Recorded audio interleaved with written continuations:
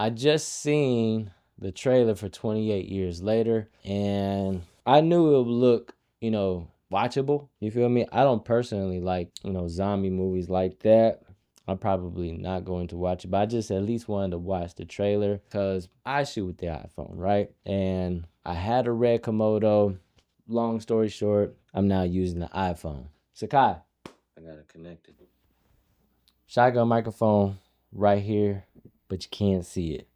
All right. I'm cool with this setup. I need some lights actually. I need some lights around the rim. I'm going to order that ASAP. 28 years later, shot with the iPhone. I don't know if it was the iPhone 15 or 16. I think it was with the 15, if I'm not mistaken, which is what I'm shooting on right now. I'm actually using the front camera. See, the thing is, when you shoot with the front camera, they always talk about how the quality isn't that great, but it's still all about lighting. Like I got my light right here, bam. You know what I'm saying? And I feel like I look pretty decent. If you ask me, I'm shooting on 100 ISO. Should I be going lower?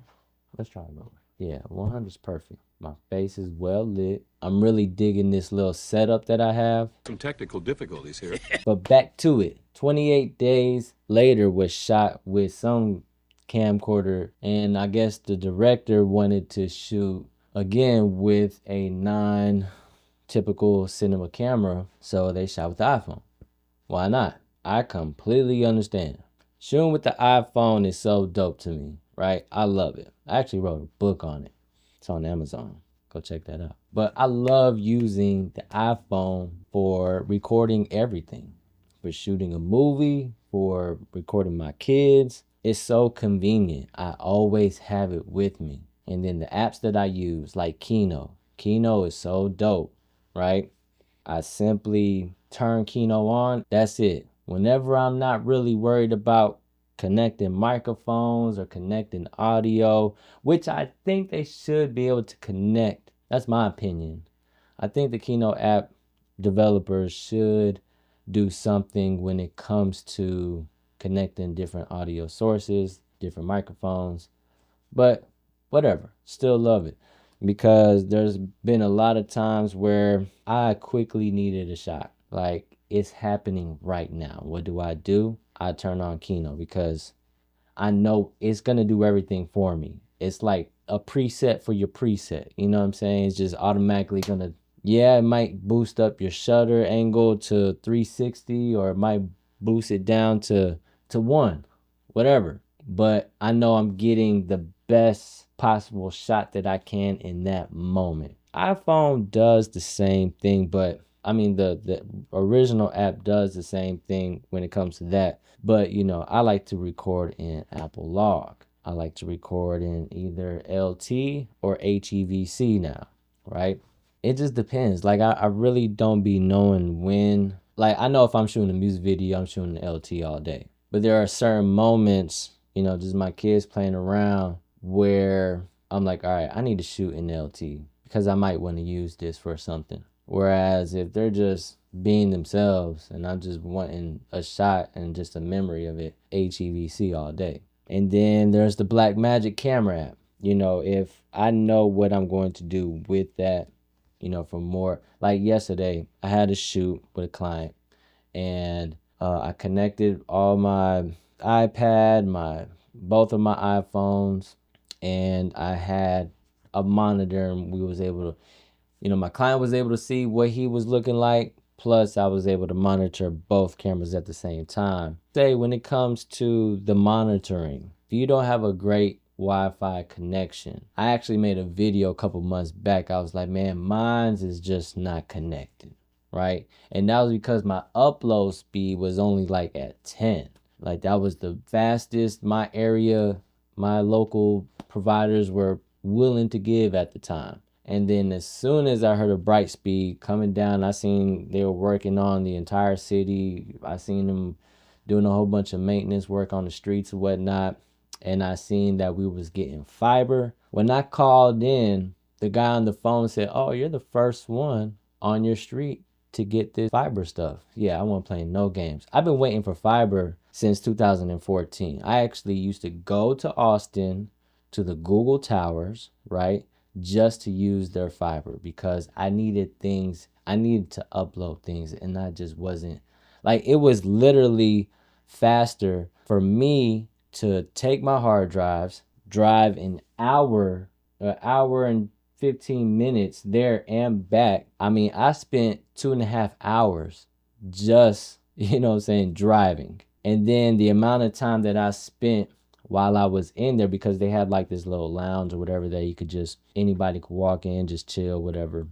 And I would just connect to their fiber, right? Their upload speed at that time was like 500. And it was still quicker for me to spend an extra 2.5 hours traveling there, traveling back, and it was still faster. And I would just go like like sometimes I'll end up going twice a week. And then, then all of that died down because I didn't really need to upload as much. I try to find different solutions and everything like that. But man, I just really wanted that fiber. So as soon as I heard we was getting fiber in our city, oh man, I wasn't playing no games. I called immediately.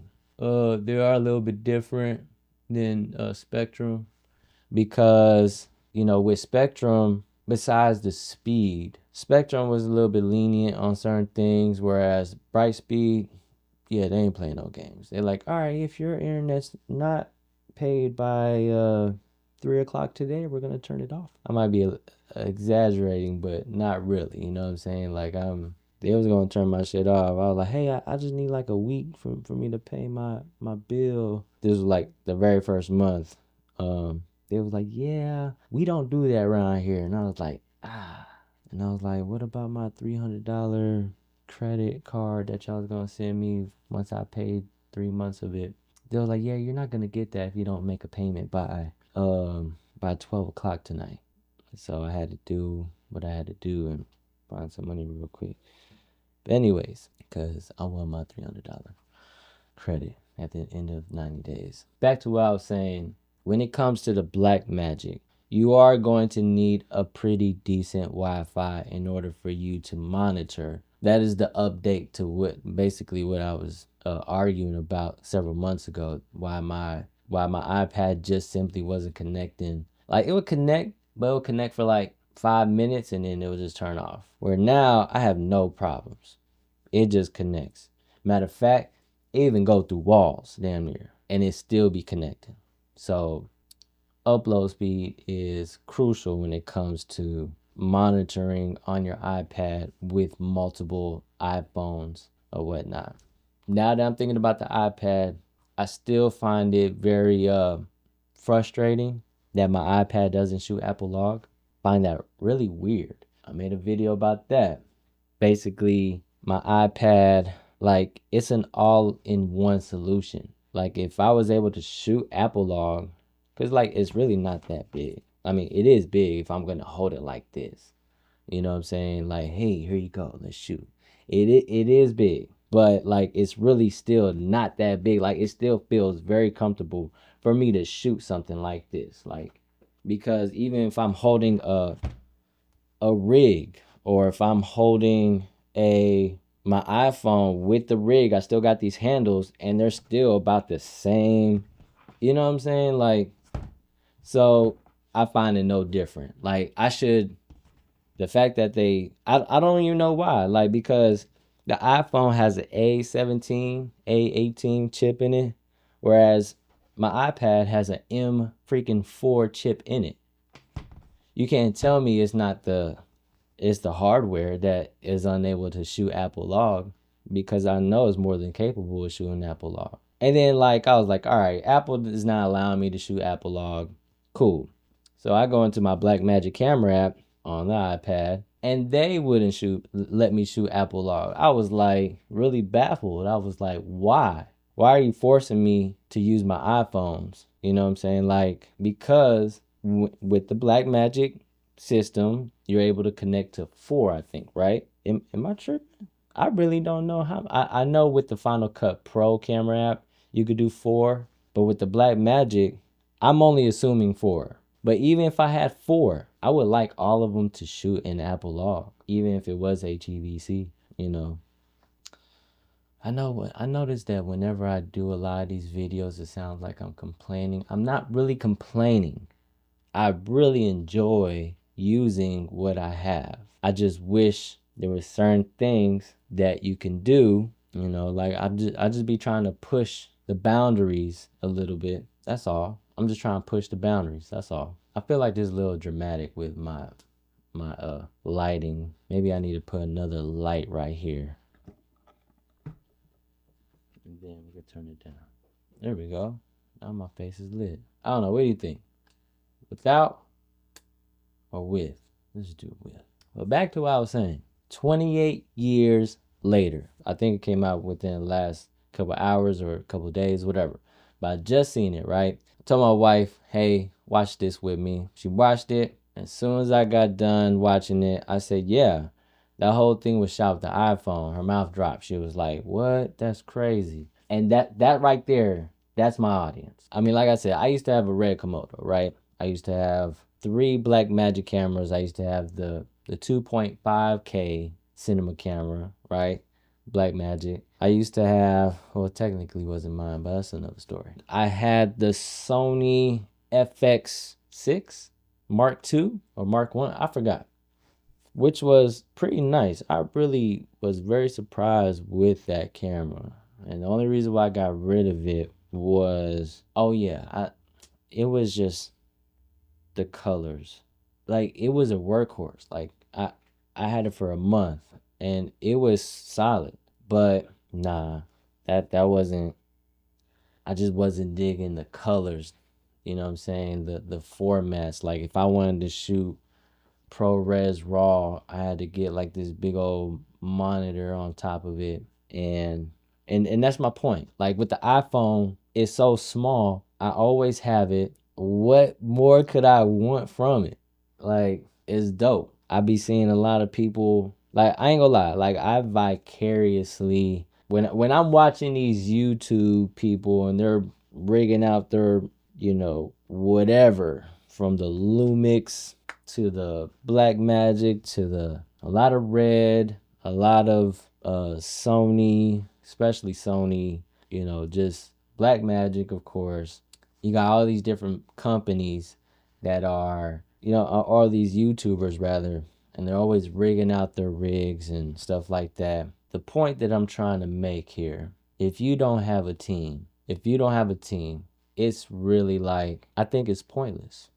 I spent years trying to convince myself that all I needed was the Black Magic camera or a red Komodo and everything was just gonna come to me.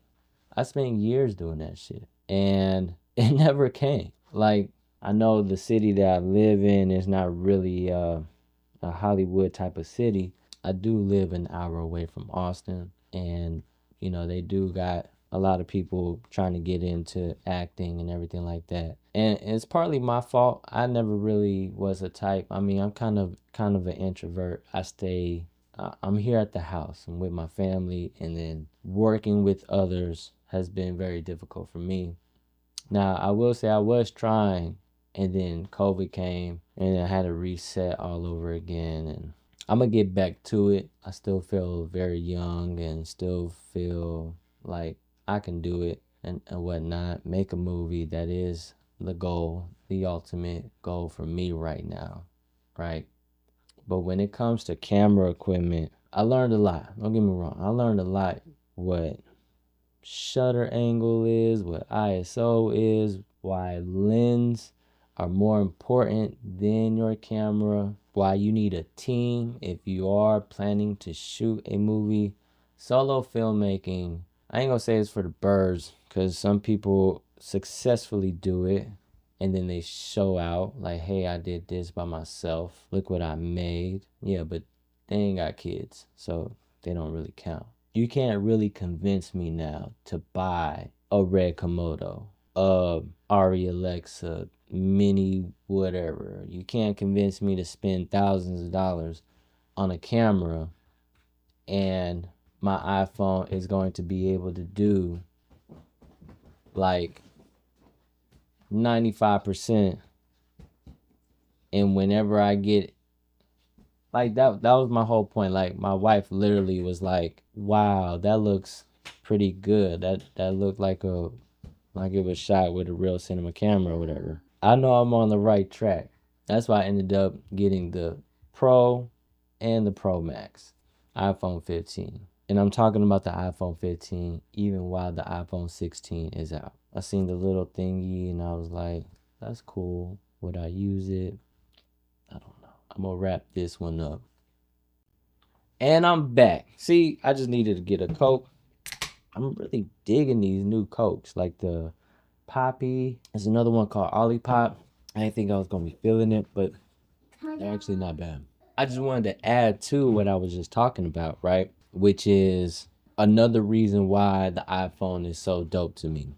Because I've already invested real heavy into the Mac and the Apple ecosystem. Like if you have a PC, Macs just make it super simple. But yeah, the workflow, right? The workflow is so dope. Like I can take what I just recorded, right? Send it to my iPad, work on it there, send it to my airdrop it to my Mac so quick. Take a couple minutes. Actually, what I should have been doing is recording it on my hard drive. But yeah, I did get a little lazy on that. You shoot, edit, repeat. The workflow is so dope to me. Once I get done with this, send it. Matter of fact, even if I just shoot it straight onto the hard drive, I could just plug the hard drive up. Now, I did do that yesterday with my client. Surprisingly, these hard drives are not expensive, finally. Like, they was making it really difficult for years. For whatever reason, like they was really trying to hold on to that. Like, all right, if you're gonna get a speed of 1,000, it's gonna cost you $1,000. Like, come on, really? Y'all only charging that much because y'all can, which is fucked up, to be honest. It's fucked up. Companies like WD, SanDisk, yeah, y'all kick rocks. I still bought some of them shits, but I didn't enjoy it. I felt like what's that dude's name that Debo was punking? Mm-hmm. Y'all know all them companies that be charging an arm and a leg. I went searching and I finally found something. I think I spent $60 and it connects to my iPhone. It records 4K. The speed is what, 2000? I can record an Apple log, all of that stuff onto this hard drive and then edit off of that hard drive. And I only spent like $60 tops. Mind you, it was only a half a terabyte, but just 2 years ago, that same 512 would have cost $500. For a long time, I was just like, you know what? I'm just going to record internally, just like anybody else, take those files and put them in my hard drive afterwards. It took a long time, especially when I was recording in 4K, LT, Apple log. If I got done with a shoot or shooting with a client or whatnot, sometimes and they paying me regardless. Like if I gotta transfer those files and it takes 30 minutes, they paying for that. I wasn't necessarily tripping. But at the same time, like why people work with me is because I'm very efficient. And I just want the tools that I use to be efficient too, right? Without having to pay an arm and a leg for the same, outcome. I just don't understand how it took so long for us to finally get these hard drives that actually work. I'm not one of those YouTubers that be like, all right, yeah, use, do product reviews. That's not me. Because could I? Should I? I don't even know how they do all of that stuff, to be honest. Like, there's nobody out here teaching that stuff. Like, you got to learn everything on your own. And it's already tough to learn DaVinci Resolve and Premiere Pro and After Effects and learn about all of that stuff and then having to learn about the business side of it. Man, I just want to create. You know what I'm saying? Like right now, I'm just creating. I mean, talking in front of the camera, I can do that. Then afterwards, what I got to do is, and I'm putting it through I'm running it through the time vault. If you don't know what time vault is, right? Time Vault, I ended up spending $200 on Time Vault. And I would say I probably actually saved about $10,000 using Time Vault because time is invaluable. And Time Vault literally takes out all the ums and the dead spaces. It's so dope. I tried another one, but it wasn't efficient like Time Vault. And there's some more out there, but Time Vault was really revolutionizing that about 2 years ago. And it's funny because it seemed like every 2 days they have an update. But yeah, so I run it through the Time Vault, and it literally takes me, I mean, it takes seconds for it to just cut everything for me. So dope, so dope. I don't have to edit the way I used to edit anymore. I mean, just a game changer. I know there's other ones out there, and they probably do a decent job or just as good of a job, but I ended up buying the lifetime. Now, once I press stop, I take this and I transfer it over to my Mac. I run it through Time Vault, and then I export the XML, right? And then that cutting and all of that stuff that it did, just import it into DaVinci. Then I put a simple color grade or color correction, whatever you want to call it. Since I'm using the iPhone, Apple Log, I remember watching Kazi, and I learned a lot from Kazi because he was actually breaking it down. All right, you need to do this and do this and do this. You good. I was following Kazi when he had like 500 subscribers, and then his channel just blew up. Like he was actually giving away the game, on his first like 10 videos. I don't know if he took them down, but I know his first 10 videos, he was like giving away the game, like on how to color grade. And then he seen like he had an opportunity with his channel, and he was like, all right, I need to maximize. And then he stopped giving away the game. Like, am I the only one who noticed that? But whatever. He was like, yeah, y'all going to have to pay me. All right. Y'all going to take my class. Matter of fact, my plugin is here and it's $1,000. Go ahead and buy that. I ain't mad at him. Like, I am not mad. That boy live in LA or wherever the fuck he live at, and he got to get it how you live. And so I ain't shit. But anyways, me personally, all I do is there's a plugin called Aces. Since I shoot log and it's flat, whatever, I go on DaVinci, I go on the color page, and I apply the Aces. The first thing that I put in is Apple log, and then the second thing that I put in Rec 709. Bam! It just automatic. Like after I do that, my footage looks great. And then if I want to be stylish, then I throw in the film look creator. That's me. I almost got Dehancer. Almost did. And matter of fact, I was ready to pay the $99 that it was on the iPhone. Like I literally went to go pay for it, and I was like, you know what? I'm gonna pay it next week. When I went to go pay it the next week, they changed their pricing. And they was like, yeah, we got rid of the $99 lifetime. It's gonna be $5 every month. And I was like, what the? I was like, man. Then months later, DaVinci came out with Film Look Creator, and I was like, screw y'all. I don't even want Dehancer. Nah, Dehancer's pretty dope, but it comes back down to my audience. It literally came back down to my audience.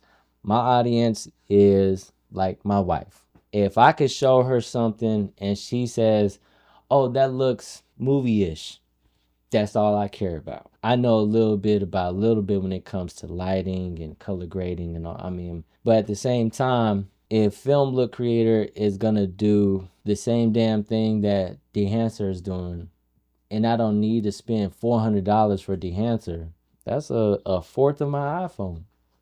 Like, nah, I'm good, B. I'm not paying for no Dehancer when I got Film Look Creator. That's just me, though. Film Look Creator, I seen somebody and it was like, they did a comparison, Film Look Creator versus Dehancer. And though he sided with Dehancer, he was like, but you could basically do the same damn thing with Film Look Creator. When I seen the results of how he was able to manipulate Film Look Creator versus Dehancer, 99% of the people are not going to give a shit about the extra little halation that Dehancer may have put versus, you know what I'm saying? Like, nobody's going to give a shit about that. It's just not happening. And it's free. I do got some karma that I don't know how this happened, but I ended up paying for DaVinci Resolve twice on the iPad because I have two different accounts. I was so mad. I was like, man, give me my $99 back. They was like, nah, fuck you. And I was like, man, fuck you. Still gonna use your DaVinci Resolve.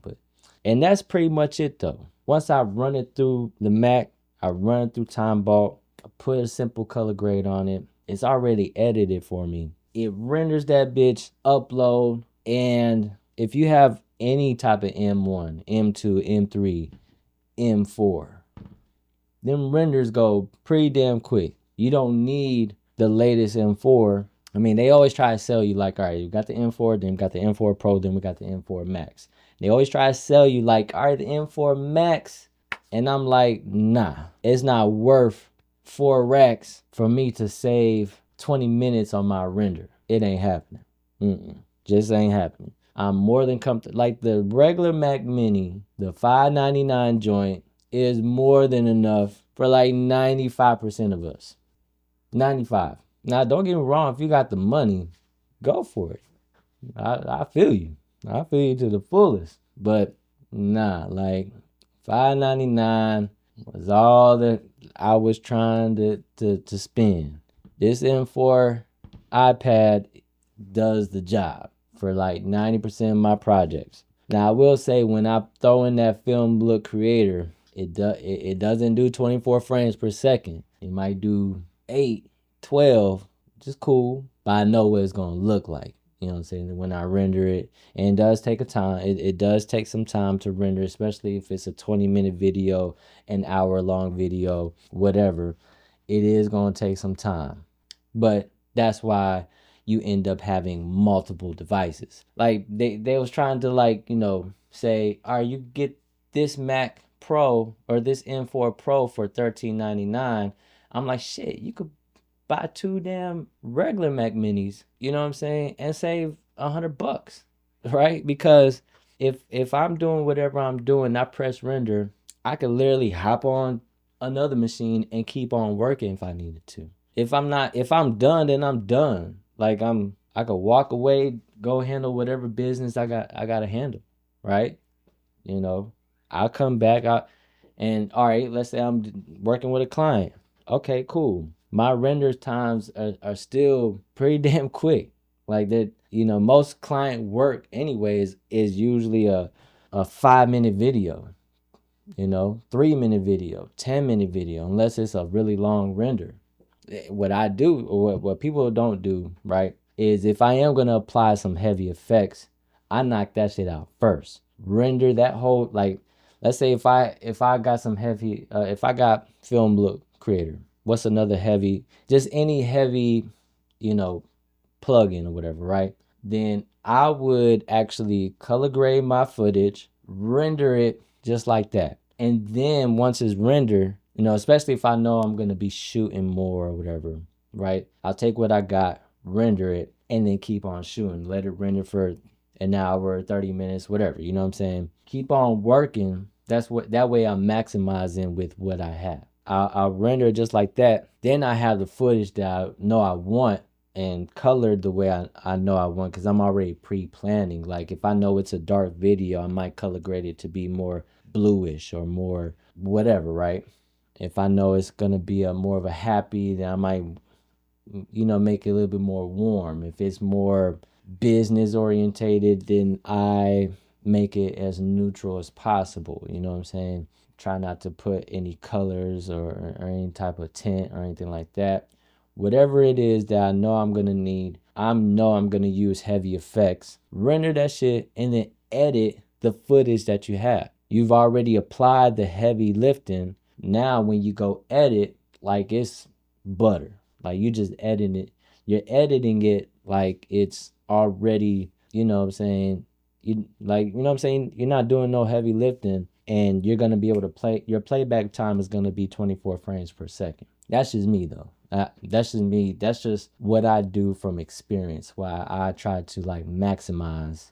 I keep looking at the red thing when I should be looking at the green thing. My bad, y'all. But anyways, but from experience, like I said, you learn to maximize with the tools that you have. Like me, I've been having this. Well, I finally got a, like I said, I finally have a studio. For lack of better words, or I finally have the environment that I've been wanting. Right, so I'm able to do this and be comfortable with what I have. Right, and I've had all these different tools, and I've been trying to use different things just to, like the Larkin 2. I've been using the Rode Wireless Pros, and I've been doing a. They serve their purpose for different things, or whatever, right? But when it comes to me, like it just dawned on me that I could literally hook up my shotgun microphone directly to the iPhone, and it's crazy because I knew that now that I'm actually doing it.